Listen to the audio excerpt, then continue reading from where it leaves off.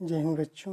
आज की इस वीडियो में हम बात करेंगे कि भ्रूणकोश एंड मतलब बीजांड की संरचना के बारे में। तो बच्चों, इसको बीजांड काय बोलते हैं। जो गोल संरचना है, इसके अंदर यह भ्रूणकोश है, जिसके अंदर प्रतिमुखी कोशिकाएं, दो ध्रुवी केंद्रक और सहायक कोशिका और अंड कोशिका भरी हुई होती हैं रखी होती हैं। इस परत और इस परत को अध्यावरण कहते हैं। इस परत और इस परत को अध्यावरण कहते हैं। इंटीगुमेंट्स इंग्लिश में बोलते हैं।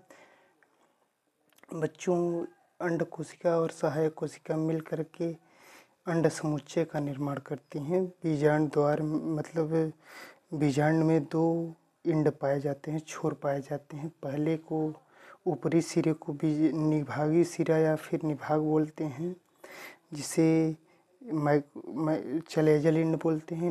नीचे वाले सिरे को माइक्रोपाइलर इंड या फिर बीजांड द्वारी सिरा बोलते हैं।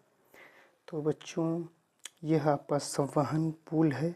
अंड कोशिका और सहायक कोशिका मिल करके अंड समुच्चय का निर्माण करती हैं। बच्चों, 3 प्रतिमुखी कोशिकाएं या एंटीपोडल सेल्स होती हैं, 2 द्विध्रुवी केंद्रक होते हैं और 1 अंड कोशिका और 2 सहायक कोशिका मिलकर के अंड समुच्चय का निर्माण करती हैं। यह संवहन बंडल है। यह बीजांड वृंत है। बीजांड वृंत बीजांड से जिस स्थान पर जुड़ा होता है उसे नाभिका कहते हैं। बच्चों, हाइलम या नाभिका बोलते हैं। बच्चों, कुछ इम्पोर्टेंट लाइन हैं, जैसे कि आप ध्यान रखिएगा कि भारतीय भ्रूण विज्ञान के जनक जो हैं प्रोफेसर पंचानन माहेश्वरी जी को कहा जाता है। भ्रूणता की खोज एंटोनी वान लीeuwenhoek ने संतरे में की थी। बच्चों, वह स्थान जहाँ पे बीजांड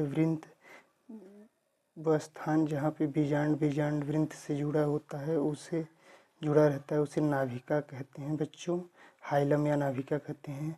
एनाट्रोपस बीजांड जो होता है वह इन्वर्टेड शेप में होता है, मतलब उल्टा होता है, जिसके फलस्वरूप बीजांड द्वार जो होता है बीजांड वृंत के नज़दीक आ जाता है। बच्चों, जो पॉलीगेमन